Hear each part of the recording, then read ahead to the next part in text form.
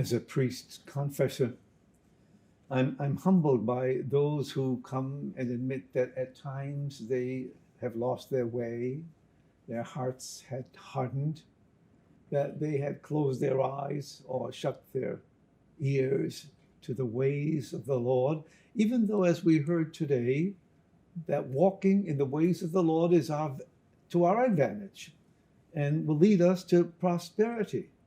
Not that we will get financial benefits, rather we will become strong and flourish.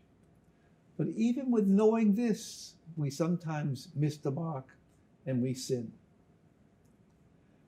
Some among us might think that, well, this would be the time for me to pick up on the themes of both readings today and bemoan the reality of how God continues to be rejected, not only by the people of the Old Testament, but also by the New, or seek to interpret the gospel passage, which had some people thinking that the actions of Jesus were inspired more by the devil than God.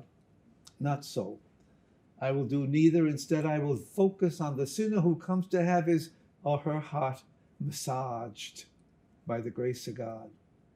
We know from personal experience that our hearts can sometimes become hardened. And the wisdom of our church and tradition has given us this sacred time of Lent, lest we, like others who God has spoken of, do not listen.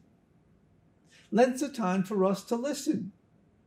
God has asked us to listen to his voice. God has asked us to walk in his ways. And Lent is an ideal time to take a closer walk with him.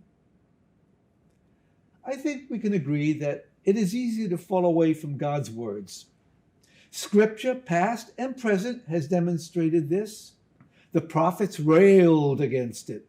We hear many instances of this happening in the New Testament writings that were opened for us.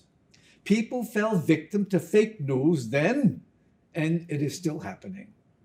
Thus, the caution on this Thursday of the third week of Lent: if today you hear his voice, harden not your hearts.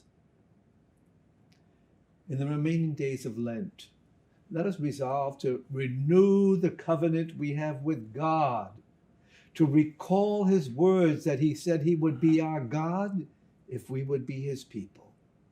During these remaining days of Lent, let us resolve to cast out any demons by the grace of God, recalling that ahead of us is the light of the resurrection that will allow us to prosper, to stand strong and tall as witnesses of Jesus Christ today.